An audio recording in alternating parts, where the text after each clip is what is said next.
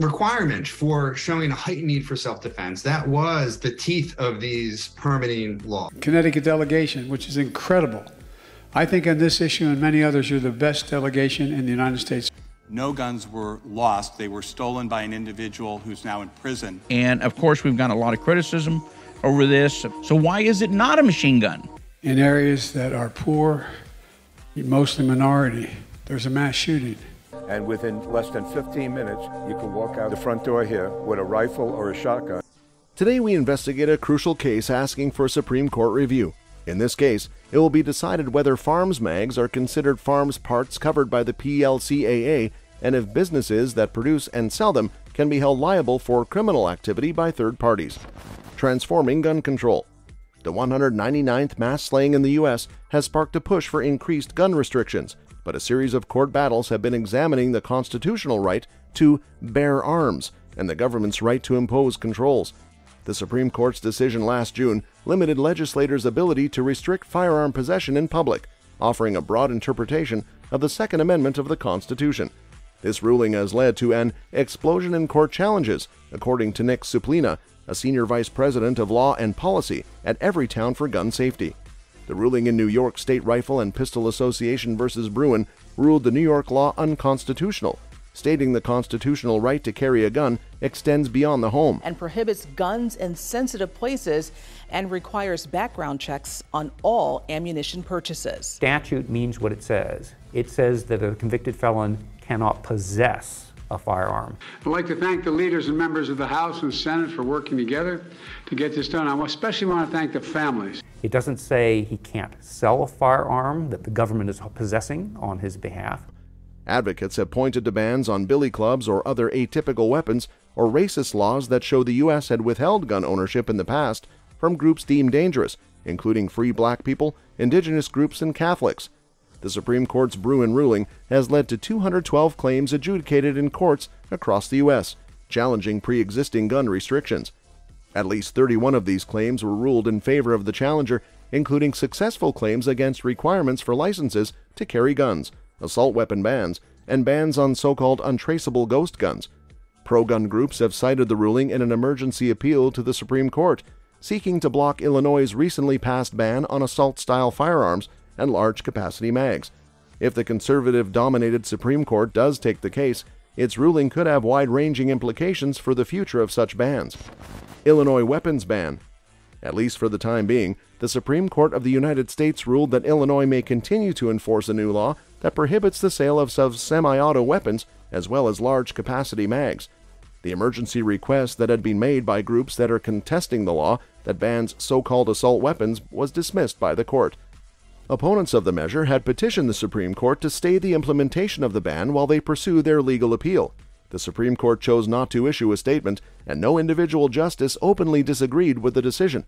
Justice Amy Coney Barrett, who's in charge of handling emergency appeals from the region, is the one who issued the order that rejected the injunction.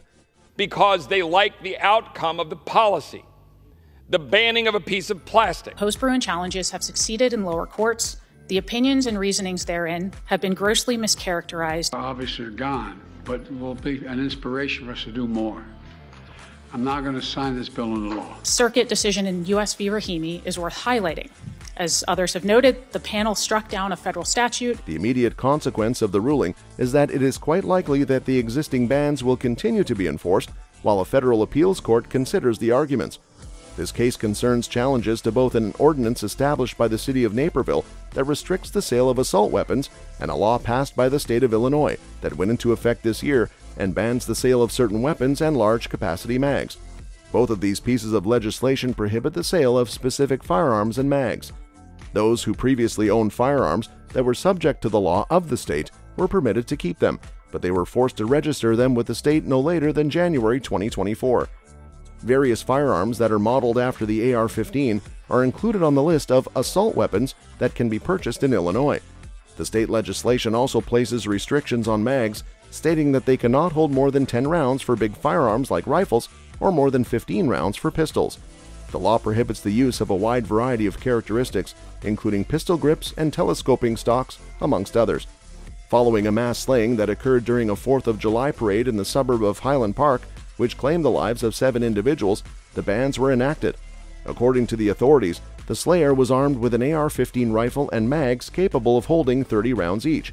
A federal appeals court and a federal trial court both decided in February not to put the statute on hold, while the lawsuit is being heard in their respective branches of the judicial system.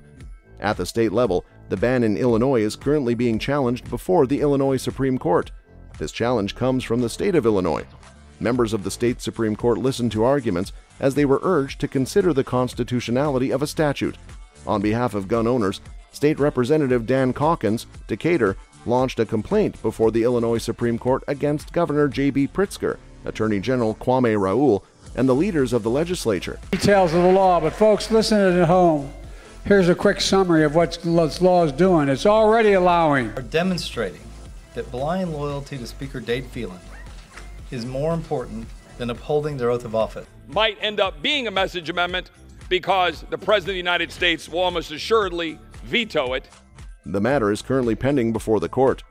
The Illinois Supreme Court will have to decide whether or not they concur with the lower court judge's decision that the ban violates the Equal Protection Clause of Illinois law. The plaintiff's primary contention is that the law in question violates the equal protection requirement of the state of Illinois because it treats different groups of people in different ways. More specifically, the law in question contains a grandfather clause for individuals who previously owned the now prohibited weapons, and it permits members of law enforcement to own those very same firearms. The decision of the conservative majority of the U.S. Supreme Court last year to decide that Americans have a right to carry firearms in public for the purpose of self-defense was a significant victory for champions of gun rights. This judgment did not address the question of whether or not particular state limits would be constitutional. According to the gun control group Brady, which monitors the laws in this area, in addition to Illinois, 9 other states and the District of Columbia have gun bans that are comparable to the ones in Illinois. The states of Delaware, Maryland, Massachusetts, and Washington do not require the registration of firearms that were purchased previous to the passage of the law, in contrast to the requirements of the states of California, Connecticut, Hawaii, New Jersey, and New York. Action on Illinois assault weapons ban.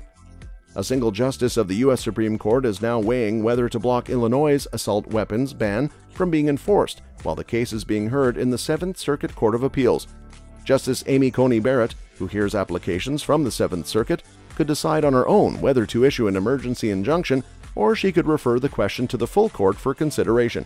The case involves both the state's ban on assault weapons and large-capacity mags, as well as a local ordinance in the city of Naperville.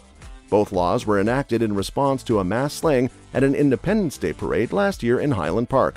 Although the state ban was temporarily blocked by the courts, both laws are currently in effect. The National Association for Gun Rights, along with a local gun store owner in Naperville, challenged the Naperville ordinance shortly after it was enacted in August 2022, and then added the state as a defendant after the state ban went into effect in January. They argue that both laws violate the Second Amendment right to keep and bear arms. Their lawsuit sought a temporary restraining order and a preliminary injunction to block enforcement of the laws. But on February 17, Northern District Court Judge Virginia Kendall denied those motions, saying particularly dangerous weapons like those banned under the laws are not protected by the Second Amendment. Conventional wisdom was we would never get any Republicans to support gun legislation, period. Are ones where, in fact, it's most likely that they should be bringing the highest and mandatory minimum.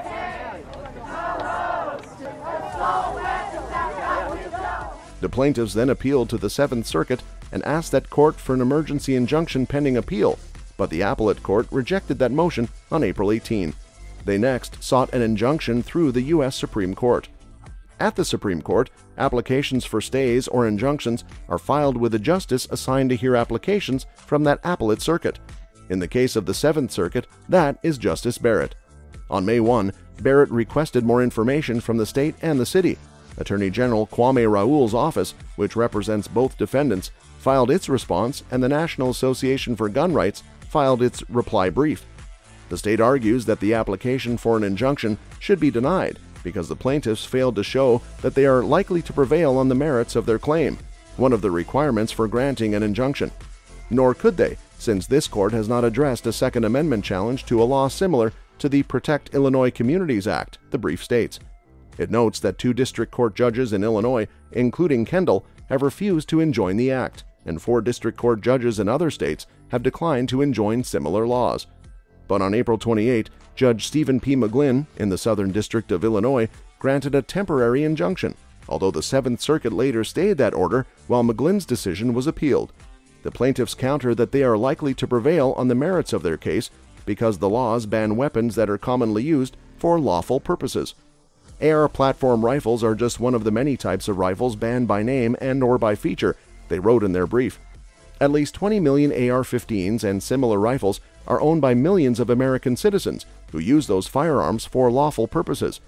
Barrett has not indicated how quickly she will decide on the application or whether she will refer it to the full court for consideration. Restrictions on military-style weapons.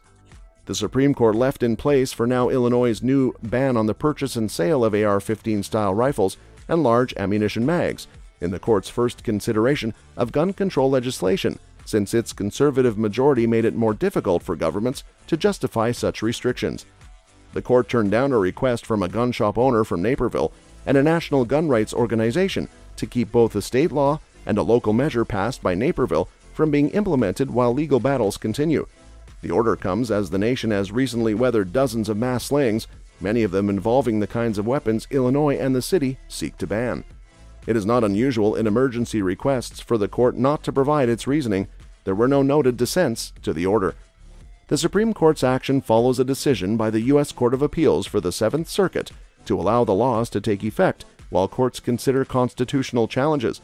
Gun shop owners and other organizations have said the laws violate the Supreme Court's decision last year in New York State Rifle and Pistol Association v. Bruin that extended Second Amendment protections.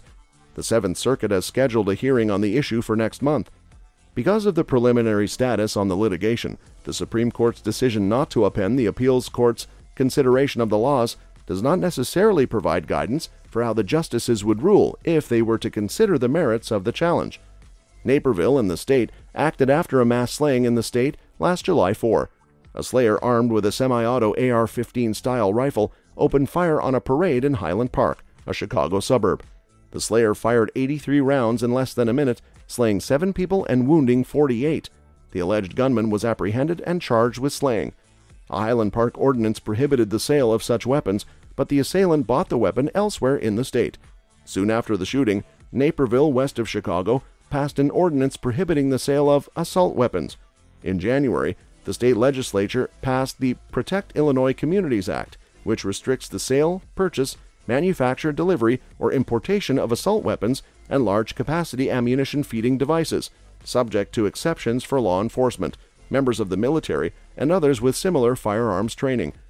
Since you rewrote the rules of asylum based on the perceived degree of violence in these countries, selling more guns in the last 3 weeks than we did in the last 8 months. But for me, and for most of you, here's what it really is. It's an important first step. When somebody bump fires, think of this as a bump fire stock and able to move. To be clear, this wasn't based on violence. This is based on threats specifically to individuals, on gangs. Gun groups immediately challenged the law with differing results. U.S. District Judge Virginia M. Kendall turned down a request to put the laws on hold, the case now at the Supreme Court. The text of the Second Amendment is limited to only certain arms, and history and tradition demonstrate that particularly dangerous weapons are unprotected, Kendall wrote. She added, because assault weapons are particularly dangerous weapons and high-capacity mags are particularly dangerous weapon accessories, the regulation accords with history and tradition. Naperville and Illinois lawfully exercise their authority to control their possession, transfer, sale, and manufacture by enacting a ban on commercial sales. But U.S. District Judge Stephen P. McGlynn, acting on a challenge to the Illinois law brought in a different part of the state, disagreed. Can the senseless crimes of a relative few be so despicable as to justify the infringement of the constitutional rights of law-abiding individuals in hopes that such crimes will then abate, or at least not be as horrific? McGlynn wrote. More specifically, can PICA be harmonized with the Second Amendment of the U.S. Constitution and with Bruin? The simple answer at this stage in the proceedings is likely no. The Seventh Circuit, though, allowed the laws to proceed while appeals continued. Robert Bevis, owner of Law Weapons and Supply in Naperville and the National Association for Gun Rights, brought the case to the Supreme Court, seeking an emergency stay. Bevis claims that the laws have cost him thousands of dollars in lost sales. His lawyer said Kendall's ruling did not comply with the Supreme Court's findings. An arm cannot be subjected to a categorical ban unless it is both dangerous and unusual, they told the Supreme Court. Lawful gun owners are not the driving force behind criminal gun violence, and this is particularly true of concealed carry permit holders. AK-47 is an automatic Kalashnikov model of 1947. At the same time, as I outline in much greater detail in my written submission, they play a significant but underappreciated role. You can prevent the next tragedy. You can save life. You can save families in the process. Noting that at least 20 million AR-15s and similar weapons are owned by millions of Americans. An arm that is commonly possessed by law-abiding citizens for lawful purposes is, by definition, not unusual. Naperville and Illinois argued that there was no reason for the court to step in at this time, when the Seventh Circuit already is scheduling a hearing on the law. Most district courts have said such bans on sales are constitutional, Illinois Attorney General Kwame Raoul told the Supreme Court, and no appeals court or state high court has ruled on the issue. At the very least, further percolation is warranted before the justices get involved, he wrote. Lawyers for Naperville argued that the request from Bevis was not an emergency. The loss of business from being unable to sell one category of one possible product line at a gun store simply cannot carry sufficient weight against the danger of a slaying or permanently maimed Naperville resident senselessly shot by an assault rifle, the city said in its brief. KCI versus 8th Judicial District Court for Nevada. The Supreme Court is currently looking into a fascinating issue involving the Second Amendment that was brought before the 8th Judicial District Court for the state of Nevada by KCI. Due to the fact that one of its mags was utilized in the commission of a crime, the firearms mag publisher KCI is currently the target of a legal action. The Protection of Lawful Commerce and Arms Act and the question of whether or not KCI can be held accountable for criminal conduct committed by third parties are at the center of the central question. The decision in this case could have an effect on the PLCAA's provision for protection against meritless claims, which would have substantial repercussions for all enterprises involved in the weapons industry. The agenda of the current administration is giving rise to concerns that it intends to reduce the strength of these protections. The events that led up to this case are very interesting to consider. KCI is in the business of publishing, importing, and distributing mags, in addition to being a supplier of publications pertaining to firearms. The investigation was prompted by a shooting that took place on August 4, 2019, during which one of KCI's mags was utilized. The mag was obtained by the slayer through a third party who had initially purchased it from a merchant with the appropriate legal authorization. It should be brought to your attention that KCI was not the primary source for the mag in question. After further investigation, it was determined that the person who had first provided the slayer with the mag was guilty of illegally possessing a firearm as well as making false statements regarding firearms. KCI's response was to file a request to dismiss the case, in which they asserted that its mag meets the requirements to be considered a component element of a firearm, and as such, should be awarded protections and immunities under the PLCAA, which is a federal legislation designed to insulate organizations associated with the firearm industry. However, after reviewing the case, the court came to the conclusion that the mag manufactured by KCI did not meet the requirements to be considered a component element of a firearm, and as a result, did not qualify for the protections and immunities provided by the PLCAA. That brewing is a thing from which the public must be protected. This is simply not true. So other families will not have the experience and the pain and trauma that they had to live through. For too long, states like New York told millions of citizens that their right to armed self-defense ended the moment they left their homes. She proves you can run for office ending gun violence in the South and you can win. As a direct consequence of this, the court did not grant KCI's move to throw out the lawsuit. The case highlights the complicated interplay between the Second Amendment, publication, and legal rights for organizations associated with firearms and ammunition. The ruling of the Supreme Court will have far-reaching repercussions for the gun business, as well as for its relationship with the PLCAA. Supreme Court to review mag status. In response, KCI took the matter up with the Nevada Supreme Court by submitting a writ of mandamus. They maintained that the lower court had made a glaring mistake by denying their application, and that it should be overturned. KCI argued that a mag for a firearm ought to be regarded as a component element of a firearm and ought to be granted protection under the PLCAA as a result of this classification. On the other hand, the lower court came to a different conclusion. The question of whether or not a mag can be considered a component part of a firearm under the PLCAA will be considered by the Supreme Court of the U.S. when it reviews the case.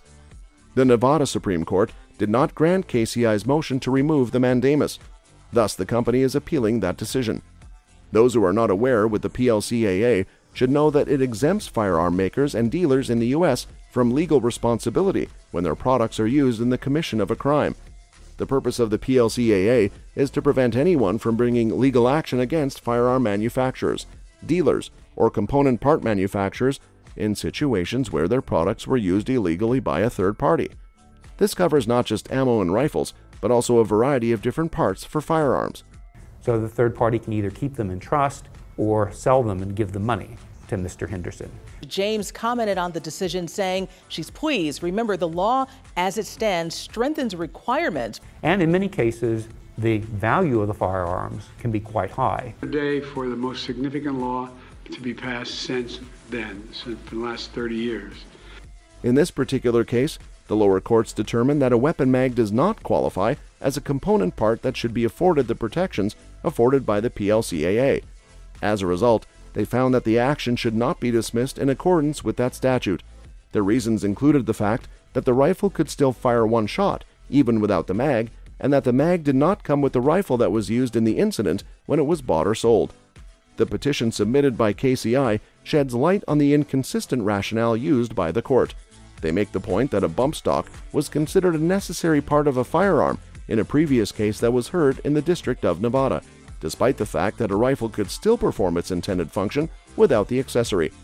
KCI wonders how the court can consider a bump stock an essential component of a firearm, but not a mag to be vital.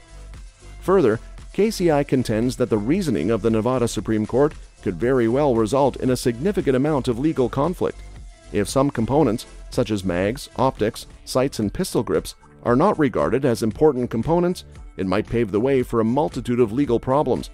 The crux of their case is that the reasoning of the lower court goes against the spirit of the PLCAA and could lead to contentious legal disputes over a variety of firearm components. To run enhanced background checks on young people under 21 trying to buy a firearm. This government can protect its own people, except for 36 out of every 100,000 for murders. Types of disputes that would be settled by people yelling at each other, maybe engaging in a fist fight, are being settled with guns. I'm just inspired by the next generation. I think it's a time for a big change. KCI's plea to the Supreme Court. KCI emphasizes in their petition that was filed to the Supreme Court that despite repeated calls for comprehensive legislation linked to firearms, Congress has mainly refrained from implementing such regulations, notably concerning rifles and large-capacity mags. This is something that is brought up in the petition that KCI presented to the Supreme Court. As a direct result of this, interested parties have begun to look at the judicial branch in order to further their legislative goals. However, KCI contends that allowing such lawsuits runs counter to the intention of the PLCAA. According to KCI's reasoning, Congress had the intention of avoiding situations in which an entire industry is held liable for the activities of a small number of individuals. KCI maintains that employing this sort of legal tactic amounts to an improper use of the judicial system. KCI contends that the Supreme Court should step in and decide in their favor because there is a possibility that the increase of civil liability would go beyond what the people who drafted the Constitution intended it to do. They argue that circumstances such as the one that is being discussed here call for the PLCAA's broad immunity to be upheld.